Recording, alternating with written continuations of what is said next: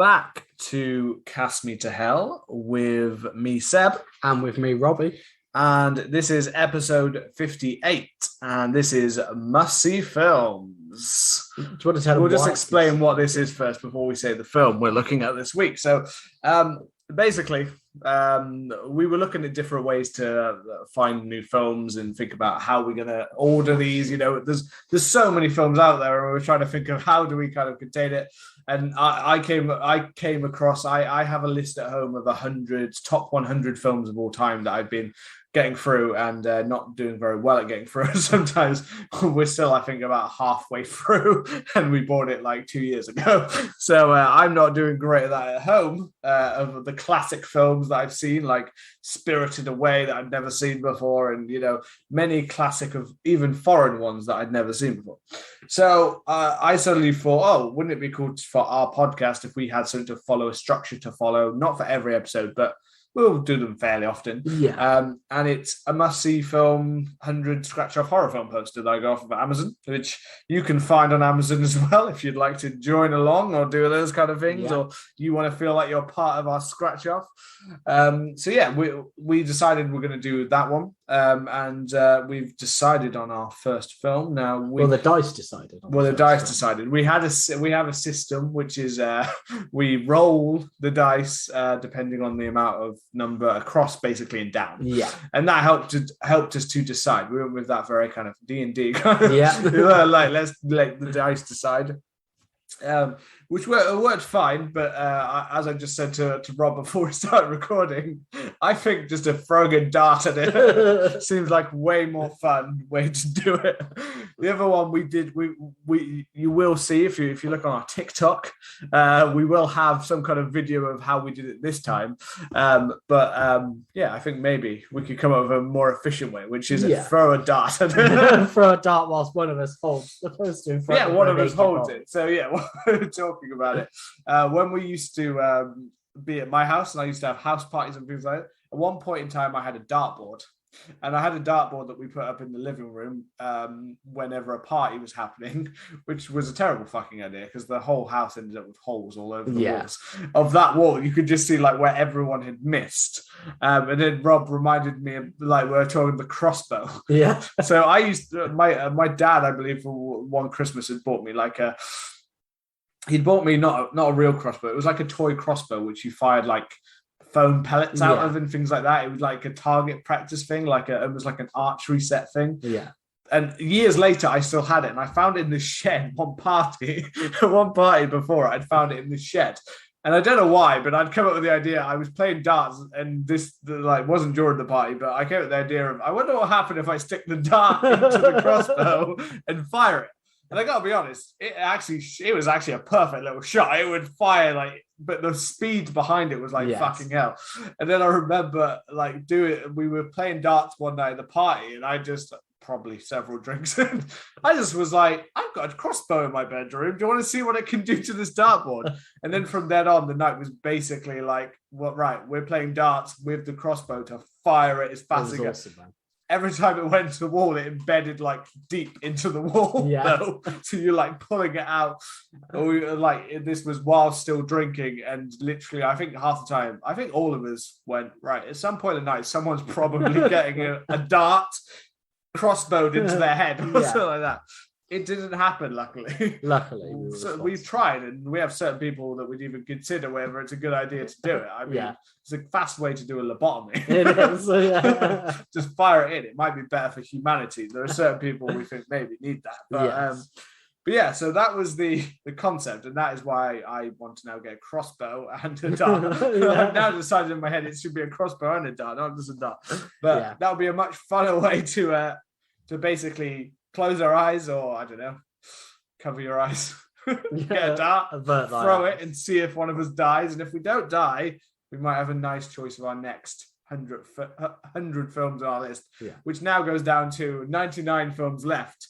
Because, Rob, you tell. I've talked to you. Tell us what the first film is. So the first film that we've actually, the dice decided, was 2007 Spanish found footage horror film, Wreck. co-written and directed by, I'm going to butcher the names, Jaime Balaguero and Paco Plaza. Paco Plaza. Yeah. Sounds like a industrial estate. It does. Or Namakoni, like in Die Hard. Yeah. So this is the second time I've watched this film. I saw it many years ago. What about yourself? This is the first time I've seen this film. Okay, so this was. I'd heard about the film, but I'd never viewed the film before. Yeah. I'd heard about it, and when we say obviously wreck, it's not like wreck yourself. It's like record. Record, yeah. It's not a long film, is it? It's only coming in at 78 minutes long. Yeah, no, it's not. It's very, very short. I was surprised at how short it was. I was, in one way, like when we need sometimes to fit in time to watch films, I was quite pleased to be like, oh, okay, this is an easy one. I watched after work one day, like straight after I just put it straight on, and it was finished by the time Charlotte. No, it was finished like just the end of it was literally playing as Charlotte got home, which was a very weird thing I think for her to walk into the end of this film. But no, I'm not. So I'm not a big, with these kind of films at times. I love zombie films and stuff like that, but found footage films I'm very hit and miss. Same here. I'm not normally that keen on them. And this is obviously also, we've talked about more foreign films in our repertoire, and it's nice. Yeah. The first one we kicked off with this new feature is a Spanish horror film. It's pretty good. And it's interesting enough that both of us kind of have this relationship with found footage films, because obviously when we were young, Blair Witch Project came out. Yeah. And as we were growing up, so this was obviously 2007, as we were growing up, not only were cinemas obviously filled with the Saw films, but a lot of found footage films. Obviously, you had all of the Paranormal Activities coming out. Romero even did Diary of the Dead. Things like Chernobyl Diaries, and things like that, and we had a lot of those kind of style of a lot of found footage films were coming around, but for some reason I've always kind of struggled with found films, and more, a lot of the times it can be done as a kind of a creative way to deal with a small budget. Rex budget. This is great for student film, basically. Student films. And Rex budget was 2 million. It went on to make 32.5 million. Yeah. And it spawned like 4 sequels. Yeah, it spawned 3 sequels. Three sequels and a remake, which also spawned a cheap knockoff. Yeah. Sequel. Because it did, had the American remake Quarantine, which I've never seen, but no, I've never seen Quarantine. I have heard that it's not as good. In fact, our friend on Instagram, our friend Ryan Dudlop messaged and said, shout out Dunno. He said that Quarantine was not. This is much better than the remake. I've heard remake. That. It opens up with a reporter and a cameraman. It's always funny enough because with the found footage films, I don't know if it's just you, but I kind of always forget that the cameraman is a bit of a character as well. Yeah. In the strangest way. And in this one, he very much they're not all sometimes sometimes they're not always in certain found footage films. No. They're almost forgotten about. It's kind of like you're just doing this for the gimmick, then, aren't you? Yeah. Like they're the ones that are really bad. In this one, it does play Pablo, who is the cameraman. Yeah. Is played into it quite a lot, and he, as well as the fact that it's also the cinematographer is Pablo, like they've used his actual name, but he's actually the person doing it. So Pablo, I don't know his last name, but Pablo is if you look at the cinematographer, he's also the actor and cinematographer. Oh, wow. So he was both. So he's because this is obviously a very low budget, low budget film at the time. But the opening idea of the film as well, the whole, I feel for me, this is a film that kind of rises and falls. It's a film that I was impressed more than I thought I would be by certain aspects of it. But it's a film that very much, I think the idea at the start with her is in the fire station and doing the cuts and that she's a news reporter is an interesting way to bring the found footage in. Yeah. Because you already know what the job, and it even at times helps with the idea that, because in other films we've had it where it's like someone holding a camera, like Cloverfield, for instance. Yeah.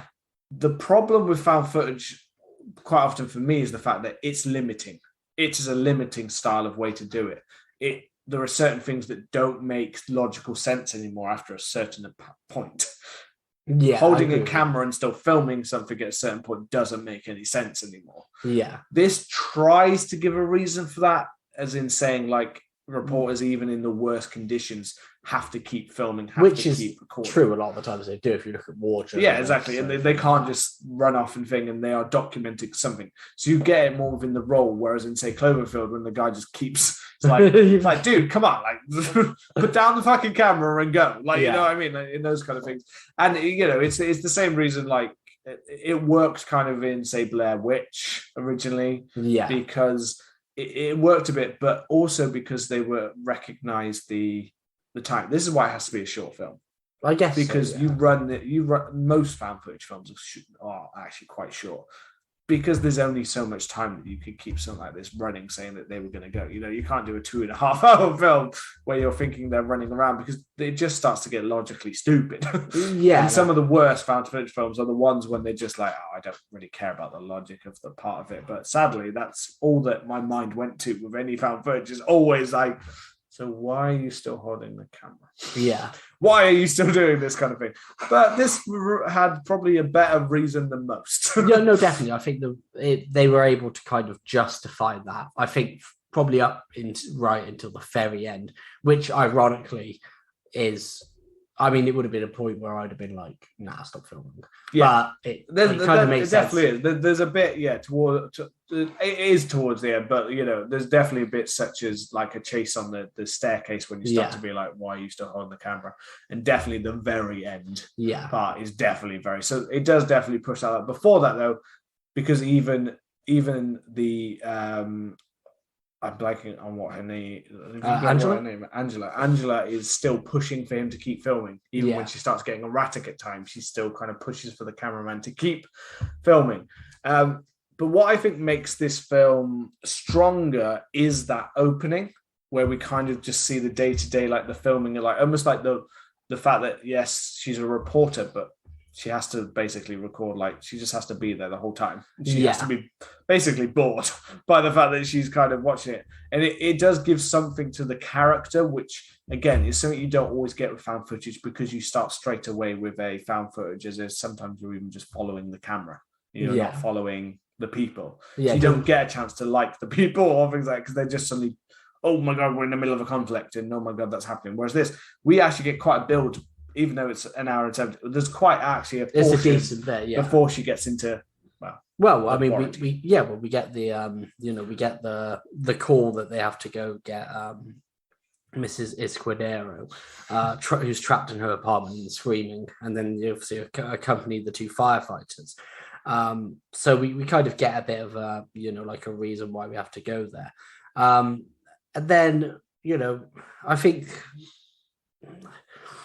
I enjoy a film, but I think a large parts of this film I think aren't overly as exciting, and I think maybe it's because I do struggle a bit with the found footage, because it is shaky cam and it is that kind of stuff, that personally I just kind of struggle with it. I wish I didn't, because there's some found footage films out there that sound really interesting and I want to watch them. I'm just put off by my own kind of, I don't know what it is, my own like I mean in general I'm normally put off. I wouldn't go, like, to be honest, if it was a found footage film and it was in the cinema, I've rarely ever gone to cinema to see them. I just don't find them interesting concept. So like, although the film might sound so, for instance, I hadn't actually properly watched Paranormal Activity until maybe like a year or so ago. I'd see them, I knew about them, I knew I had ideas of them. I pretty much hated the concept of them, and for me like things like Paranormal Activity or the dying rate of, say, Saw films was the death of horror. Was nearly felt like the death of horror in our modern age kind of thing. It felt like we were just churning out the same crap, and they're the reason horror had a bad reputation, because they were just, let's just churn out a similar film, a sequel. It's not great. it's rubbish. It's low quality. It's thing, but it gets shocked, so it gets teenagers and people in to see the films. And it's cheap. But it's not. It's cheap, and it's cheap to make, and it makes money. You know what I mean? You understand why they kept making them. However, when I did watch Paranormal Activity, the first one, I did find it fairly effective, more than I thought I was going to. So I was a little bit kind of changed on that, but it still doesn't, for me, take away from the fact that there are very few that I've seen that I actually think are good films. I like Cloverfield because the concept of the first one was fairly interesting and it had interesting styles and kind of way to do it. But that doesn't mean I didn't still find it not a perfect film, because I still just found the logic stupid. And it's the same with, and Blair Witch was effective for what it was. But when you look back at Blair Witch, it's a film which, once you've seen it the first time, you've quickly realized that basically nothing happens in that film. You don't really need to watch it. Like, you don't ever need to visit again. It was a film purely from the hype of it. And a lot of found footage films seem to get that. They get a hype. There's like a hype of seeing it like in this style or this way. And as soon as you've had the hype, they're not films that you really want to revisit in a lot of ways. There've been some stylized in certain ways that are interesting, away from, like, say, horror. I had it in my head. My brain has got to go loop. My brain is going to loop. I was thinking of the superhero one, which is Chronicle. That's the one. There we go. Chronicle was more interesting because it had some interesting themes, and it used cameras in different ways, like different locations, different things like that, to kind of make a style. But again, it only worked because it was like the one-off that works. And they're only one-off. When they've tried to dig deeper and do it again and again and again, it's just like, right, well, the gimmick worked once. You get that. You get it once. You're not getting it again from me, kind of thing. That's why I can't imagine too much. Like, although the Wreck sequels are not, some of them are actually badly reviewed. I believe the third one is, but the second and fourth one aren't actually that badly reviewed. I think I read that the fourth one got rid of the found footage aspects and went just to a regular film. I think the third one got rid of the found footage, so that's why people didn't like it, because it went away from it. I don't know if the fourth one returned to it or if it stayed away from it. But I don't know about that one. But I also know that some characters from this one reappear in the fourth one. I've heard, which is a bit of a strange considering where this one goes. But so we've got the Alex and Manu as well. They're the firefighters, aren't they? Because they're pretty much the only other proper full-on characters. We get other people in the apartment building. But I would say that for me, and they mostly fall into kind of not stereotypes, but they fall into I less know their names and more know them as like to die. No. So I know, like, there's the hazmat guy. I know there's the mother, the daughter. There's the guy who I think looks kind of like Gaddafi. Who survived surprisingly long. I know which one. Gaddafi. The one that's the one's like the shine on my face, and the that one. It might be that one. The way he sat at the camera with her and he's talking about the Chinese do it. Or so, like he says, something like that, He says like the it's the Chinese who have done this kind of thing. Because I almost sent you. I tried to take a picture of it because I was like, this is like a screenshot of COVID.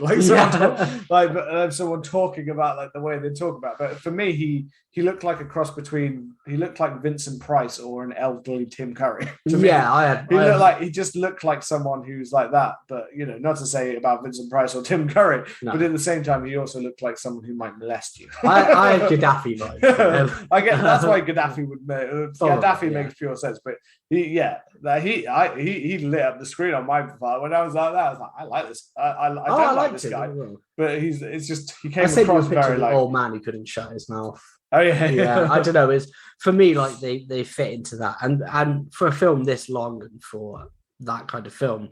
I'm on board with it. I was going to say there's no real time outside of Angela.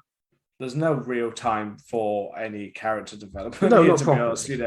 You get to talk to some characters. They're mainly forgotten, and that's why basically half of them are down to facial features or things we noticed about the way they look. Instead of what they actually did or said, because it does kind of start to blend in once you get into that situation. And then obviously we get, once they kind of get there, they go to they go to check out the old woman, and then we get a really, I kind of, I remember both times watching this, I kind of knew it was going to happen. Maybe because I think most people are familiar with the beats of the zombie film, so you know that the old woman is going to bite one of them. But I still think that it was, for the most part, it was an effectively well done thing. It's just for me, with found footage, you get these moments where, when it's done as if it's somebody just kind of like looking and filming, like with Mrs. Escudero when she attacks the plump police officer, should we say, when she attacks him and bites into his throat. That's a really well shot scene and it looks really good. But it's then the after effects where you get where you get running and chasing, shaky cam and disjointed cameras there. Yeah. I almost get kind of motion sickness watching it. And kind of these are definitely no-goes for certain people. Yeah, no, I do.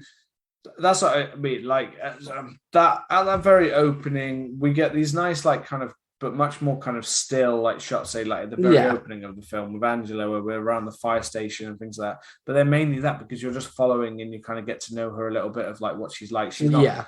And she's very driven, so some people might dislike her character. I liked her. No, I liked her too, but some people might take it as a bit like driven as like tone or bitchy or like something like that. You know what I mean? When she's actually just doing her job, and she's just trying to get what she wants to get, kind of thing. She's focused in that way. But you get like these kind of nice still kind of where they're shot, like the night kind of way, and the way that you're kind of seeing the station. But then when you get to these scenes, like you said, like when we see the attack, it's mainly quite still. And this is slightly the downfall in this film, I think, is the downfall is when we get to the point of the film when it's basically just moving around half the time. When it's just this shaking and moving in darkness and the cameras here, the cameras up, the cameras down. It's like, but that's really weird because there are some moments where it's I think it's like, oh man, this is really good, and it's mostly at the end. For instance, just to jump straight to the end, when they are running all the way up to the top. Oh yeah. And then they look down and we see all of the infected looking up and kind of running. It's that shot, terrifying. Yeah, that part is really like terrifying. That part's really good. But there's a build up before you get to that part. Yeah, that I then found a little bit like, I loved that shot of the down the stairs where you see, I can't remember if it's Alex or Manu. They're blended together in my head. It's Manu. It's Manu. It's Alex, because Alex is the one that falls. It all gets thrown. But when Manu's looking up and you see that he's turned, because they don't know where Manu's gone in that part of the film. That shot is fantastic. But the thing is, before that scene, we've had a lot of like where they're like, oh my god, to get to here, to get to this door, to get to this, to open this. Like, where's he got? Like, and then they go inside. Like, it's that part where it's like, I really like it when it had a purpose, but at times it just felt like they were just doing it just for an effect, and then it kind of felt a little less interesting to me. Yeah, I do. When they kind of jumping back to some of the story, when back into the lady, when Alex is thrown down, it's kind of a bit of a shock, and then we get somebody gets shot, and then it's all kind of a bit, what the fuck is going on? They find out they're sealed in there, and then we get a couple of interviews, and we find that Jennifer is ill, and we have a little interview with her, and I like the I like the angle of having kind of like a sick kid in it, because it for us as the viewer, we're like, oh, what's going on here? Always wondering what's happening. Yeah, and it's almost the after bit, because they mention that the dog is kind of ill. The dog's at the vet's, and that's the kind of first warning sign of what's going on here. Like, the bin's ill because of the dog. It's interesting little tidbits like that. Like, you almost wonder if like something happened with the dog, which is like, you wonder how far this quarantine, how far they already know about this infection, because to quarantine them off suddenly, you assume there must have been a fair amount of knowledge about what was happening for them to suddenly go to an apartment building and let it off. It's also like, is this related to the fact that the dog, as in the dog went crazy at the thing, and that's why they were led anyway to the apartment, because that's how quick. So you can take these little conclusions about why things happen so quickly, like why the building's so quickly quarantined when no one's really been inside to properly check what happened with the woman. So then you assume there's been certain links, like things like the dog helps you be like, oh, maybe the dog, they caught onto it there, and therefore went back to the address and they went, right, that building needs to be quarantined. So you're kind of already stuck in that.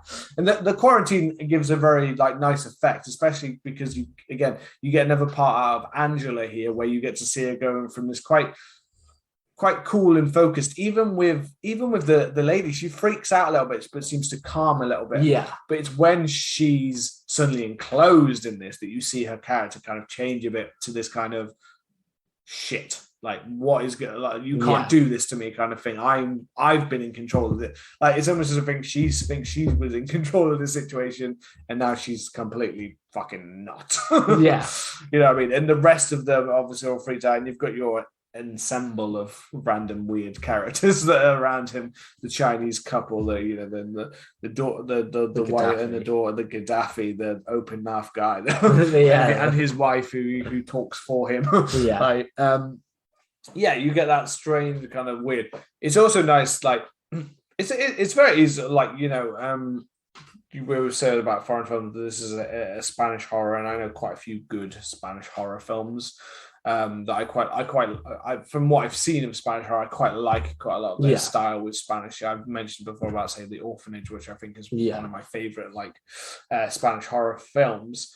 But I definitely to think about for a second the subtitle of it all. You like your watching with the subtitles. I watch the foreign language, but it's different when it's the foreign language, kind of when you get drawn into it, kind of thing. And it's interesting because I'd say anyone out there who doesn't really watch any of them, you do get surprised at how quickly your brain basically makes you think you just heard them say that. Yeah. Like, you heard them say it to you in English when they've been speaking in Spanish the entire time. It's interesting how the brain works in that way. But just because it's a foreign horror film doesn't mean that it's a masterpiece. No. You know what I mean? It doesn't mean it's fantastic. But they do have nice... This has definitely been more carefully thought out than some other found footage films that I've found. Yeah, definitely. Found. I found it in a deep, dark crate in the bottom of a lake, and then I've extracted this, and here we are. We were able to watch this film. No, I agree with you. I think it's a lot, for me, not being a huge fan of the genre, it is a lot more put together and better produced. Yeah. And I find that, like, the bits of, for instance, like with the shaky cam and with the running and with that kind of stuff, the more I watched this and the more I kind of adjusted to it, the less I got the less I was bothered by that, and the more I kind of got into it. There's a point where I feel like the film kind of starts to drag, where after this initial bit where the body falls down and that. This is the rise and fall that I was meant before. Though I wasn't bored at the beginning. I was quite drawn in by the whole the fire, Gerd, and the setup of the film. I actually really liked that part. Yeah, I really liked the bit with the old woman in the apartment that we've just talked about, right through to when Alex goes splat at the bottom of the stairs, and we start talking to some of the characters. The problem is, after that, it feels for a little while, for a film that's only an hour and 18, 17 minutes or whatever, it suddenly felt like, where are you going with this now? Yeah. The whole quarantine, moving around, it felt like we were just following characters moving to different places to find where to get out, which is the logical thing, I guess, if you're stuck to go. It's not necessarily the most interesting viewing. And yes, we do start to get zombie attack and people turning, and we get interesting scenes like in the morgue when you've got the police officer that was bitten in there. Like the scenes before, they've changed and they're still trying to protect them, and you've got the doctor. You've got the doctor trying to work out what the hell is happening here, and some of those shots are quite interesting, where you're like looking at their body and you can see them slightly changing and stuff like that. Yeah. but it was hard for me to keep up I was trying really hard, but I felt like I was trying hard in the middle to be like, okay, so we're listening to this guy talking, and I'm kind of not bothered. Yeah, I'm kind of not feeling the energy here anymore. I feel like you had a superb opening almost of this film. Yeah.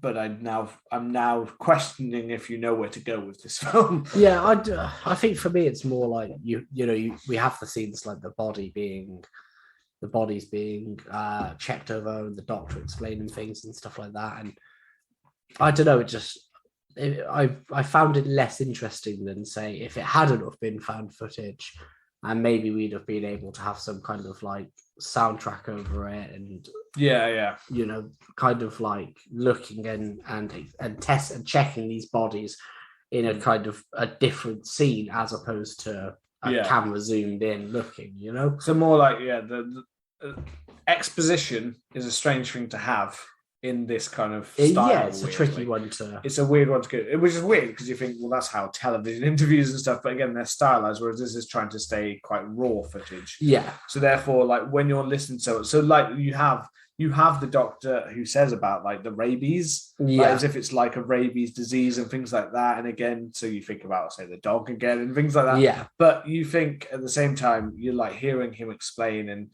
it's again where you're testing that whole, well, you're in an apartment building that got quarantined, but you just so happen to also have the doctor in the building that is able to work this out. And it's logical things that you start to question. It's like where you start to notice the limitations, not just of found footage films, but possibly of the budget that they had off of that, where they've tried to have to put characters into things like that. You're kind of trying to follow along, but they're also one to explain. And later they do quite a good job of explaining the possible how this could have happened, which I quite like later. But at this point, it does just feel like we are in the middle of where earlier Angela was bored listening, waiting for anything to happen. We've now had something happen, but now it feels like we've gone back to where we're the ones watching and listening to Angela, like interviewing people and checking things. And I mean, because I guess that makes sense given the film and given the role. So it's not that I think it's it's particularly bad, but I just think, I don't know, that's the bit where I kind of struggled with it a little bit more. But then interestingly enough, I think the film really bumps up for me and starts to work a lot more is kind of in the halfway point. I think the first half of the film, like you said, opens up quite strong and then kind of has a couple of, peaks and troughs. And I don't know, I find it okay. But it's when we then get to, I would say it's around halfway, maybe a bit more. And that is when, we have the mother of Jennifer, Marie, I think the name is Marie. And we have that scene where the people then turn on her because they notice that she's ill.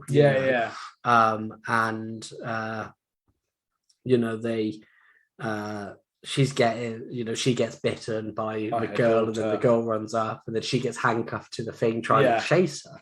And I think this is the point where the film really kicks into a gear for me and becomes, I mean, there were some moments that I found quite funny, and I think there's a few inconsistencies, I think, with the zombies, or whatever they are, the infected, because they have more of a 28 days later. They definitely, more kind of like rage virus. And there's a bit where, Jennifer turns on her mum, bites her, runs up the stairs.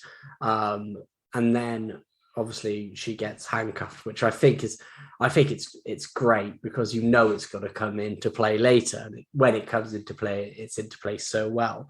And then the rest of the, kind of infected, break through. They go up and, there's the scene where they try to confront Jennifer or kind of try to get her and try to I don't know what they're trying to do exactly, but they're trying to inject her with something or take a sample from her or something like that. Yeah. And she bites and kills the officer. And then we get a bit of shaky cam and then we run. But the bit that made me really kind of laugh is I think we're following Manu, and this is Cordeiro jumps out and she screams at him, and then just kind of stands there. And that was, for me, was like, surely it made, because all the other infected just have just gone for it. So it's kind of funny. And then he just fucking whomps her with the axe, or the fire, or the pole, sledgehammer, whatever it is. He just smashes it. That bit. It feels funny, but the way in which it's shot looks slightly out of place. It does, yeah. But it was that was quite a good scene. But it's from that point where they are kind of on the run through it as the rest of the residents are going. Very much overtaken, and it does wrap up with, we got Angela, Pablo, and Manu is when you get a little bit more of a run back in speed. I like the bit when she goes past Marie who's changed some stairs. Yeah, that's awesome. And like where she's stuck and they're trying to like get around. Like I love that fact where we left her and she seemed fairly fine, and then you come back and then she's completely completely like that. And it's interesting. So and this is the part that I quite like. And again, it might seem like go to this quick, but it is quick and it's quite hard to just. We're not going to go through every person and go, this is how they get infected. This is how, I mean, that's not really how I want to approach it like that. But one thing I do find really interesting is the part when they get into the penthouse apartment. Yeah, because the idea that they've given, because it's not like this film, like I remember this film getting a lot of buzz when it was released. I mean, I remember it getting quite a fair amount of interest, like and I gotta be honest, sometimes foreign horror films get the extra thing, and sometimes it feels like you get extra attention, and sometimes it feels like just because you're a foreign and you're not the standard mainstream. Xenophobe. You were xenophobe. But sometimes they are like that, because it's not like this is reinventing the wheel. Like this, this is very like the zombies are almost quite Dawn of the Dead, like Zack Snyder Dawn of the Dead. And in that, we even had found footage at the end, which even this kind of reminded me of at times. That kind of, get down with the sickness. I guess it's that kind of elevated horror. Yeah, and as you said, so you said 28 days later as well, and these felt very 28. It definitely felt like two directors who'd seen these films, these more modern zombie films from 2005, from early 2000s, basically. And has now taken that, but taken it with an interesting. And again, this is why I found the opening to be so interested, and maybe was a bit disappointed following it, because the opening I just thought was a different way to approach it. Yeah, and interesting. So I liked the kind of way they approached it in that way, and that's maybe why the middle, when it started to get a bit more just zombie kind of that kind of thing, or then it felt like maybe been there, done that, kind of thing. Whereas this last bit in the apartment, when they go in and it has all of the stuff about the girl that's gone missing. Yeah, and the religious and the cult kind of stuff on and basically what it implies one that someone has been keeping the girl because they believe that she was infected with something. She's possessed. But it's like possession, but it's an infection that's created through possession, or they have created it by the fact that they've been trying to work out how to scientifically use the possession or something. It's very interesting. It's not made clear, and I do believe that one of the sequels, I think the second film actually goes into that a bit more of how the demonic possession is, how the infection is actually it's an infection that is almost created from possession or demonic powers or something like that. But what I do like about it is, just before we get to that, is that because obviously they go into the penthouse, but there are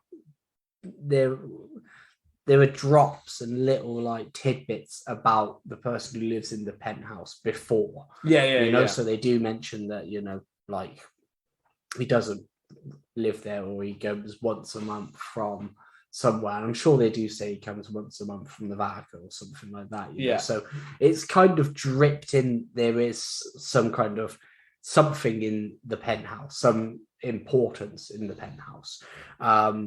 But it is a fair.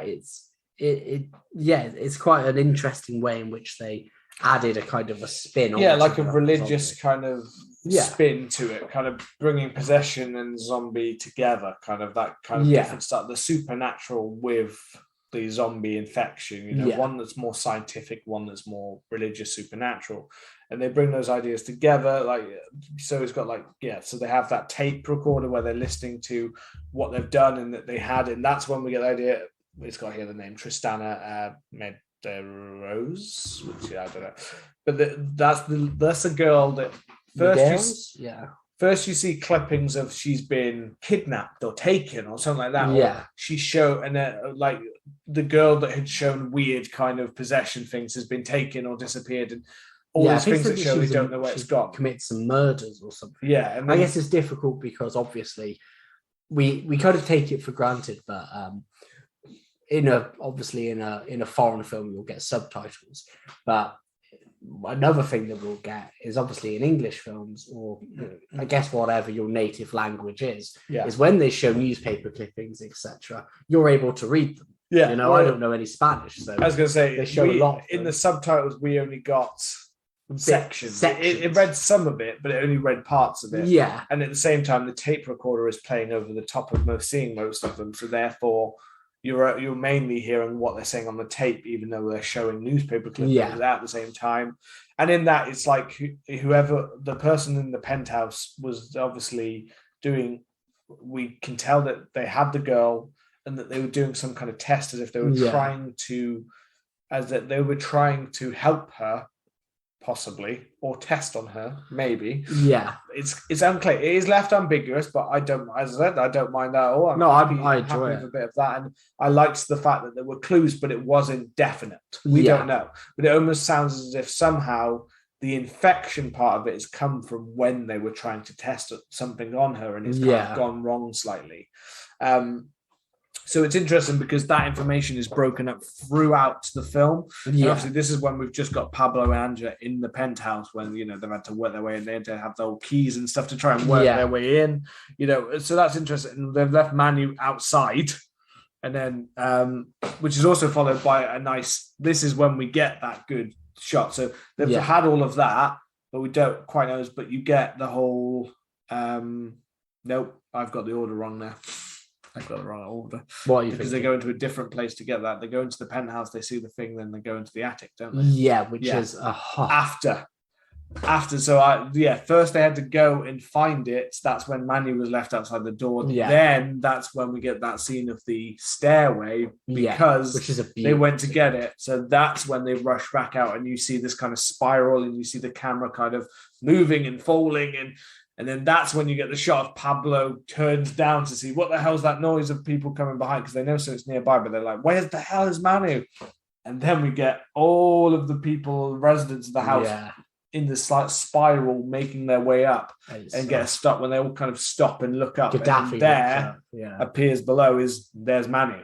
Yeah, there he is. They answered their question and then they have to speed up to the top because she's got this one was definitely logical, but it's fine. It works in the scene, but it's definitely she had 3 lots of different things of keys. Oh yeah, and it feels like she only tests about 2 keys and it works. I'm just going to put it down to pure luck. Yeah, she goes. Not that one. Okay, I'm going to try that one. Oh, it works. Yeah, but I swear she does not try more than 2 or 3 keys before she's in. Yeah, but there's every apartment's keys are on those 3. She's got 3 different because Pablo grabbed one, she grabbed some, and they had all these different chains of keys, and she somehow gets in. But anyway, inside of the apartment, this is the part when I said that my partner Charlotte came home. Yeah. So it's a very weird time because they were going through, they're making their way through. But this is the bit that I thought was the most scary part of the film. Oh yeah, this was actually a terrifying scene. I think that, to be honest, the whole of the last part was terrifying. Yeah, it was genuine. I was like, oh fuck. But I guess it's the problem with it being a short film and because of maybe budget or because of location. Yeah, you're not going to, and because of maybe the limited amount of characters that they were able to have in it, you're not going to be able to have loads of scenes. So maybe that's why. It is definitely a budgetary thing for where they were as filmmakers. You can't have a constant stream of this being, you can't have a constant stream of this being action. You're not going to have that. which is fine with me. I didn't want constant like action and stuff No. like that anyway. But no, you're not going to have this consistently in the film, are you? But then I think once we get to that 2/3 point, the final act or the final half or however long it is, it's just terrifying. Yeah, and it just feels non-stop. It definitely does. It is full on for definitely, and it definitely for people, someone who's not much of a horror kind of thing. I think this would have a very big effect on them. Yeah, it definitely feels quite claustrophobic and like they're really stuck. And it especially feels like that, like we were just saying about the whole. Once they're in the penthouse and they've seen all of that demonic possession stuff, but they start working their way through to see like how they're going to get through, and then they hear the noise in the attic, and it's an effect that I 100% was fully expecting. Yeah, of course. Like the one in the attic. I knew what was going to happen, but it didn't mean I wasn't still like. It's still, and in a weird way, the found footage part of this, I think, actually helped this one. Yeah, once we got to this part, I was like, oh God. Because Pablo says he'll go up and look in the attic, and like we know he's looking at it, but obviously we're seeing his point of view, and he makes his way and moves around with the light in the attic. Yeah, and he's moving around, and yes, you completely expect to see it's coming up, but it still got me. No, it's still like the second it got like we move around because he moves around almost the whole thing, and he kind of stops for a second with Angela like saying things like basically he says like he gets to the point where he's like, we can't really notice much of anything up here. Yeah. And then there's like a boy. Yeah. It's like a boy there, which is never actually even explained what that is, because we don't actually see that part again, because it's not it's not the same as what we see in later. No, it's not. Later. But yeah, we see that. But I think the fan footage helps because not only is it like you're following it obviously from the point of view in that way, it's the reaction of Pablo when he falls, but you're still following the camera. So you see it fall, which is actually one of the few times I was like, actually, I think the found footage helped that. If that had just been someone stood up or we were just watching someone look around a room, we've seen that before a lot of times and it wouldn't have worked as well because we're suddenly like, oh shit, but it's almost like, wait, but I'm also kind of the camera. Yeah. So I'm also following it. And it's like I'm suddenly falling. It's like when you have that dream that you're suddenly like falling off of something and you wake up like shit. It's like that. So that's like that was really effective, that scene. That really worked well. The way they did it, Angela's reaction when he's down, like what the hell's going on. But then because of that, it breaks and the light's broken. Yeah. And then this is when we get the part that I just thought was actually fairly fucking terrifying. Oh mate, it was fucking horrendous. Night cam's always a scary one, I think. Yeah, like, it's night cam. And at first I was a bit like this, I'm not sure if this is going to work. And there was one part of this film I knew, which was the end. Yeah. I knew the very last shot. I'd seen that on something before. I don't know why I'd seen that. But I knew what the shot was. Also, that shot is also the on some of the posters. Yes. Yeah, like that shot of her. Well, not exactly take it in a way, but it's there. Yeah. It's like you kind of know the shot, so you knew that shot was coming up and it was going to be just her. But yeah, this is when we get what I believe is Tristana, the girl, and has become some kind of freak of kind of demonic. You've become movement. a freak. Yeah, so she's become tall and skeleton like as if she's been kept and like that. Her arms are elongated, her face looks slightly demon like. But it's something that easily could have looked stupid, but for whatever reason, because they've laid that background of that she was almost abducted or kept, you get this weird sense in your head between one, possession, but also as in like she's turned into a monster because the way she's been treated, or that she looks like that. She's like basically in underwear. She's just in her underwear. I think is about it.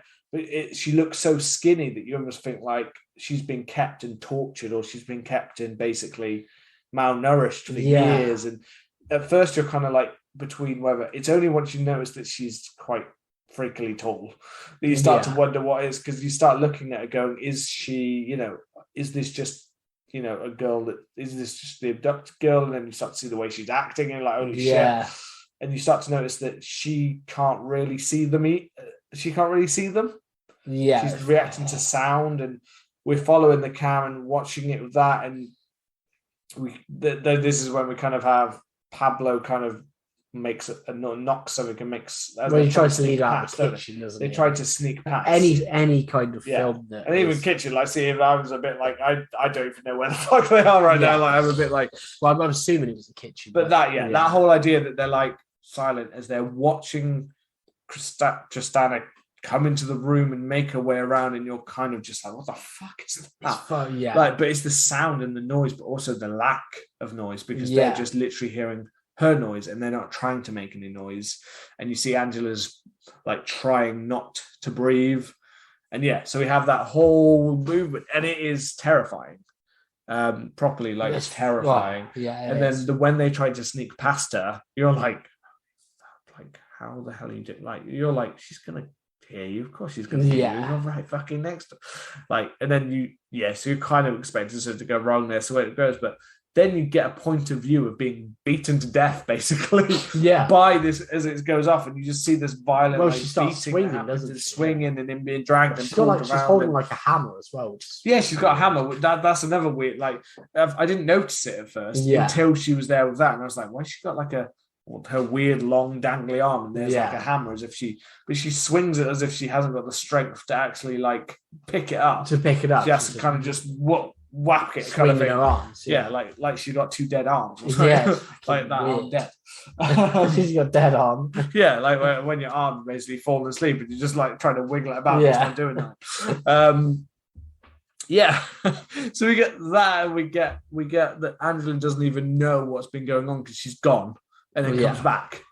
And you see her come back, which you're also kind of like, why the fuck are you coming back? But you also know what's outside the other door, so you're kind of like, well, you've got nowhere to go. You're fucked. You're fucked. So she goes towards that, and she gets towards the camera, and you see her there, and then that's when we get basically the final shot. Yeah, the camera getting knocked down. There, she hears her.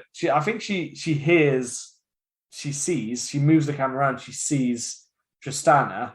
I think. No, I don't think she sees Tristana. I think. Does she not? No, I'm sure, because I thought Tristana was still in front of her, and she's like, because she gets suddenly really low, as if she's trying to keep low, which always makes me wonder at the same time whether like Tristana comes round or whether it's the other part we saw earlier that is the one that ends up dragging her away at the end. It was a bit like unclear because you couldn't quite see, so I didn't know because I wondered, but still, if it is, it's either way. Angela basically gets dragged into the darkness. So you're just like shit, and then it just ends. And it just ends. Yeah, terrifying. Exactly where it should end, and it is scary as hell. It's one of those ones that I do think, oddly, because I watched on TV and so that I do think that it would have been very effective in the cinema. Yeah, definitely. It would have worked way better in complete seclusion, like this is all I'm looking at right now. Yeah, like it definitely is one I can imagine would have been way better as that type of theatre kind of film. But so it's interesting because and I do think I've seen this with certain things where, although this is a well-reviewed film, if you look at certain ones, quite often a lot of them do state that this is a film where like it has a very strong opening, and it has some truly terrifying scenes, but it does kind of dip in the middle. Yeah, I think it takes a little bit of a dip. It takes a dip, which it's understandable with the budget in the parts, that they've had to deal with. They've made, for the price of it and things like that, I think they've made a very strong horror film anyway. I think it's one of the better. Yeah, it's one of the better found footage films I've seen. And I would like to get into them more because I find that they're either I find as a genre it can be very hit and miss. Yeah, definitely. I feel like I've either witnessed or heard about more bad ones than I have ever about the truly good ones, kind of thing. And it only works in horror is just such a place for it because there's not many films that it works in general. Like you can't make it work in certain films. They've tried, and most of them have been terrible. What other ones they've tried? They've done things like, say, I think there was one called like Project X. Yeah, where it's like a party film, comedy, kind of thing, like a teen comedy party where they followed it like that. Obviously, we mentioned about Chronicle.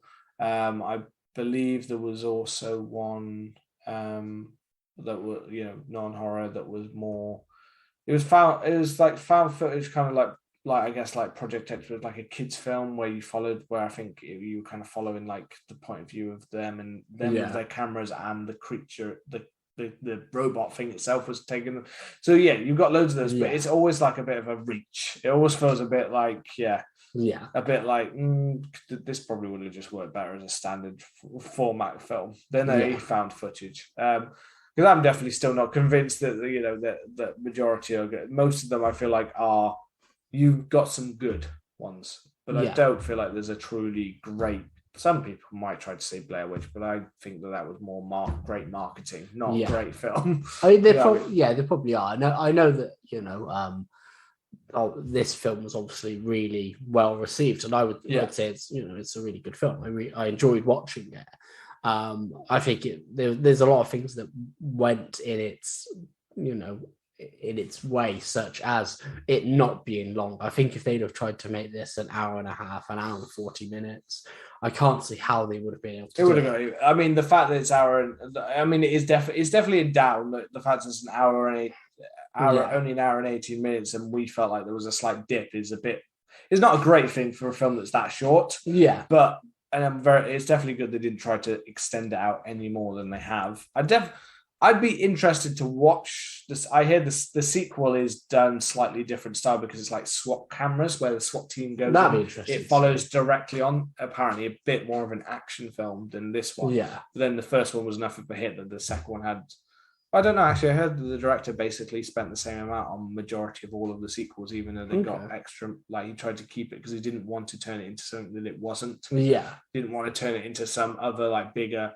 So though the second one's more action-packed, he also didn't want it to become like it's not about like going out into the wider world. They're all contained story. He always said it was always about the story first, not about we could make a huge blockbuster where there's like a big fan footage. Like he got offered way more money for a sequel, but didn't want to do it that way, kind of thing.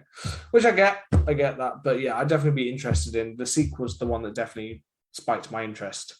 Like the idea of like the whole SWAT team going in directly after this is quite an interesting concept. But Angela returns in the fourth one. I think possibly the second one and the fourth one, which the end of this makes me like, what's going on? Yeah.